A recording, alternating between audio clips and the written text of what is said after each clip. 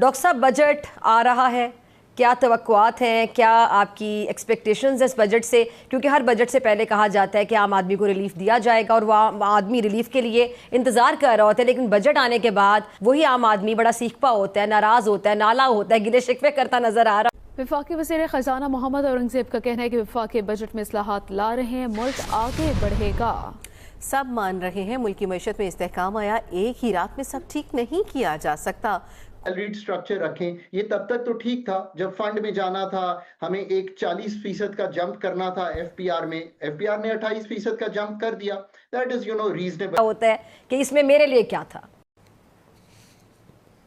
देखिए, एक बात तो पहले हमें डिसाइड कर लेनी चाहिए कि बजट जो है ये हुकूमत के लिए बनता है, अवाम के लिए नहीं बनता। नमस्कार दोस्तों, पाकिस्तान का बजट आने वाला है, लेकिन उससे पहले पाकिस्तानी काफ़ी ज़्यादा डरे हुए हैं। पाकिस्तानियों का कहना है कि जिस तरह से भारत के साथ पाकिस्तान की 4 दिनों की जंग हुई थी, उसमें पाकिस्तान को भारी नुकसान हुआ। यही कारण कि पाकिस्तान की फ़ौज सारा पैसा पाकिस्तान के बजट में से निकालेगी और पाकिस्तान की जनता को कुछ नहीं मिलेगा, क्योंकि पाकिस्तान की जनता पहले ही हेल्थ और एजुकेशन सिस्टम से काफ़ी ज़्यादा महरूम थी। अब भारत के साथ जंग के बाद पाकिस्तानियों के हालात और ज़्यादा बुरे हो चले हैं।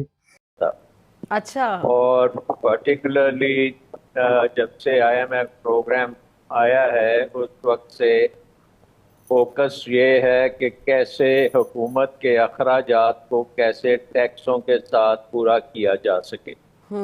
तो इसमें अवाम का तो कोई हिस्सा है ही नहीं, अदर दैन के अवाम ने टैक्स देने हैं और हुकूमत ने टैक्स लेने हैं और अपने अखराजात पूरे करने। अब मसला ये है कि आईएमएफ प्रोग्राम की वजह से हमें थोड़ी बहुत स्टेबिलिटी मिल गई है, लेकिन हमारी जो इकोनॉमिक ग्रोथ है वो बिल्कुल ख़त्म हो चुकी है। वो इकोनॉमिक ग्रोथ नहीं हो रही, क्योंकि जब भी इकोनॉमिक ग्रोथ होती है तो फिर हमारा बैलेंस ऑफ पेमेंट का क्राइसिस खड़ा हो जाता है। फिर तमाम मुश्किलात जो 25 आईएमएफ प्रोग्राम में हम देखते आ रहे हैं वो दोबारा से सर उठाती। तो एक तो ये है कि ये बजट हुकूमत के लिए है। दूसरी चीज़ जो है बहुत इम्पोर्टेंट इस साल की, वो ये है कि क्योंकि हमारा हिंदुस्तान से अभी जंग हुई है 4 दिन की, जो बड़ी महंगी जंग है, और उसके जो अखराजात हैं वो भी इस बजट में आएंगे, और जो फिर डिफेंस के लिए हमें एक्स्ट्रा काम करने की ज़रूरत है, अपने एयर डिफेंसेस को बेहतर करने की ज़रूरत है, क्योंकि हिंदुस्तान ने पाकिस्तान पे टोटल चढ़ाई की है और उसने किसी का परवाह किए बगैर, किसी एविडेंस के बगैर पाकिस्तान पे हमला किया है। और पाकिस्तान को अपना दफा करने के लिए बहुत कुछ करना पड़ा है और वो बड़े अखराजात उसमें हुए।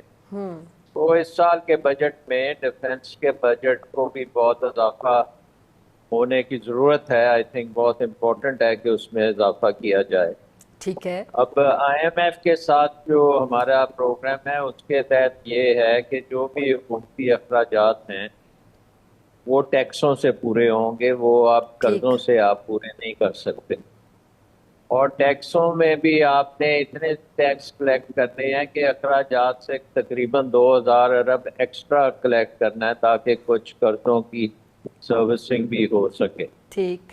तो हुकूमत के लिए अब बड़ा मुश्किल ये एक इक्वेशन बन गई है कि क्या लोगों पे ज़्यादा टैक्स लगाया जाए या फिर अपने बाकी अखराजात जो हैं, दूसरे अखराजात हैं, उनको कम किया जाए ताकि टैक्स इतने ना लगाने पड़े। और वो कश्मकश में इस वक्त हैं कि अगर हुकूमत के अखराजात कम करने हैं तो नंबर 1 तो ये है कि आपका जो फेडरल गवर्नमेंट है उसमें 40-45 जो डिफरेंट मिनिस्ट्रीज हैं, क्या हमें ये सारी मिनिस्ट्रीज चाहिए? यहाँ बहुत सी मिनिस्ट्रीज तो प्रोविंसेस को डिवॉल्व हो चुकी हैं 18th अमेंडमेंट के तहत, तो वहाँ भेज दिया जाए और उनके अखराजात की बचत की जाए। तो ये बहुत बड़ा एक चैलेंज है कि हुकूमत अपने आप को डाउन साइज करे। फिर उसके साथ साथ ये चैलेंज है कि पाकिस्तान का जो डेवलपमेंट प्रोग्राम है वो कभी ख़त्म ही नहीं होता। उसमें बेशुमार पैसा डुबोया जाता है, वो कभी कंप्लीट ही नहीं प्रोजेक्ट होते, उसका नेट इफेक्ट इकोनॉमी पे बहुत गलत है। तो क्या 1-2 साल के लिए हम पीएसडीपी को बंद कर सकते हैं या कम कर सकते हैं?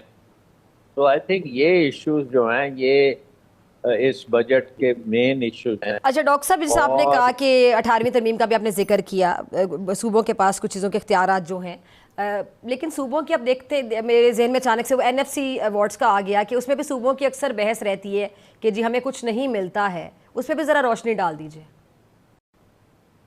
देखिए, सूबों को तो उनकी जरूरत से ज्यादा मिल रहा है, क्योंकि पिछला जो एनएफसी अवार्ड था उसने सूबों को तकरीबन 57% रेवेन्यूज जो हैं वो सूबों की तरफ मोड़ दिए थे, और सूबों के ऊपर कोई कदगन भी नहीं है कि वो अपने रेवेन्यूज को जनरेट करें या वो कैसे उसको खर्च करते हैं।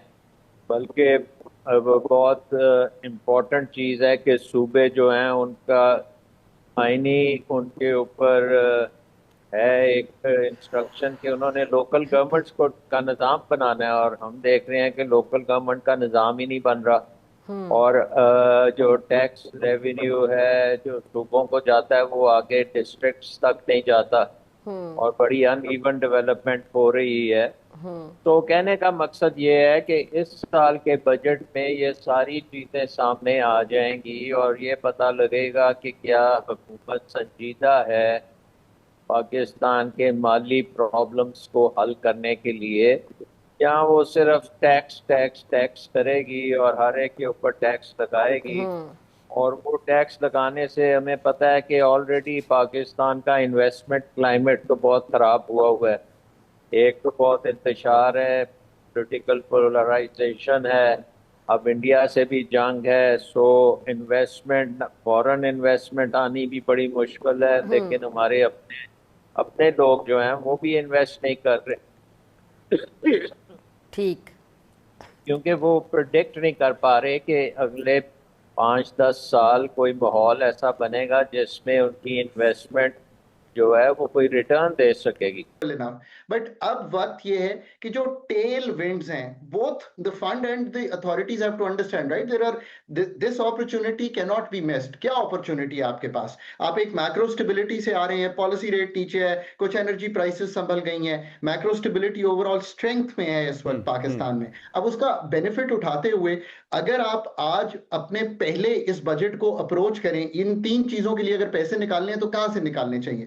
शहजाद देखें, क्या आईएमएफ मुझे ये कहेगा कि मैं पाकिस्तान की जो एक्सपेंडिचर मैनेजमेंट है उसमें जो फेडरल के 43 डिविजन्स हैं उसमें से 17 नीचे दे चुका हूं, उनका खर्चा जो है वो बंद कर दूं? क्या मुझे आईएमएफ ये कहेगा कि मैं ये काम ना करूं? नंबर 1। नंबर 2, वो मुझे ये कहेगा कि नेशनल फिस्कल पैक्ट हुआ, 715 अरब रुपए का नेक्स्ट ईयर का आपका बीआईएसपी का प्रोग्राम है, प्रोविंसेस को शेयर करना चाहिए, इसमें कोई दो आरा नहीं हो सकती। तो क्या मुझे फंड ये कहेगा कि ये काम ना करूं?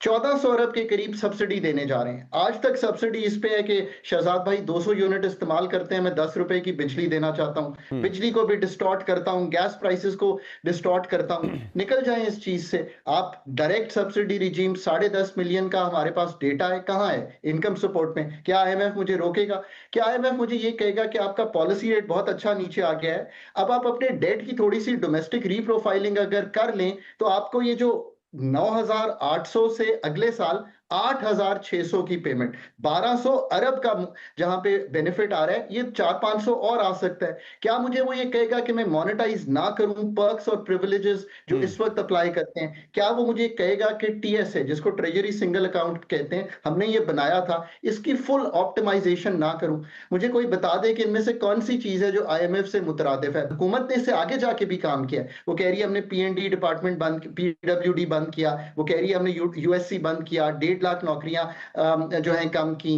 हमने कुछ मर्जर्स किए हैं। सो उनकी एक क्वांटिफाइड जो एक्सपेंडिचर साइड है ना, जो मैंने अभी आपके सामने रिफॉर्म रखा है। तो दोस्तों, भारत से जंग के बाद पाकिस्तान की फौज ने तुरंत ही कहना शुरू कर दिया था कि उनका बजट बढ़ाना जरूरी है, क्योंकि पाकिस्तान की फौज पहले भी पाकिस्तानियों का बजट बड़ी तादाद में खा रही थी। अब और ज्यादा पाकिस्तान की फौज खा रही है। जिस तरह से पाकिस्तान का बजट बढ़ाने की मांग को लेकर के पाकिस्तानी मीडिया काफ़ी ज़्यादा चिंतित है, क्योंकि पाकिस्तानियों का कहना है कि पाकिस्तान की जनता को पहले ही हेल्थ और एजुकेशन सिस्टम पूरी तरीक़ा से तबाह और बर्बाद हुआ पड़ा था, वो और ज़्यादा बर्बाद हो जाएगा, क्योंकि पाकिस्तान की फ़ौज ने जिस तरह का प्लान बनाया है कि पाकिस्तान का डिफेंस बजट 3 गुना बढ़ेगा, उससे पाकिस्तान की जनता को कुछ नहीं मिलेगा। क्योंकि एक तरफ जहाँ आईएमएफ पाकिस्तानियों के लिए कठिन से कठिन शर्त दे रहा है, तो दूसरी तरफ पाकिस्तान को अब और ज़्यादा मुश्किलात होने वाली है, क्योंकि भारत के साथ 4 दिन की जंग में जो पाकिस्तान को भारी नुकसान हुआ है, उसके लिए पाकिस्तान की फ़ौज पाकिस्तान की जनता का बजट लूटेगी और पाकिस्तान की जनता को कुछ नहीं मिलेगा। जिस तरह से पाकिस्तान के हालात हैं, उसे देख कर के पाकिस्तानी मीडिया इस वक्त काफ़ी ज़्यादा चिंतित है, क्योंकि एक तरफ जहाँ पाकिस्तानियों के पास 2 वक्त की रोटी नहीं है, तो दूसरी तरफ पाकिस्तान की फ़ौज पाकिस्तानियों को सारा बजट लूट रही है। आपकी क्या राय कमेंट में ज़रूर शेयर करें। यदि आप यहाँ पर चैनल को सब्सक्राइब करें, वीडियो पसंद आए तो लाइक करें, कमेंट करें और शेयर करें। जय हिंद, वंदे मातरम।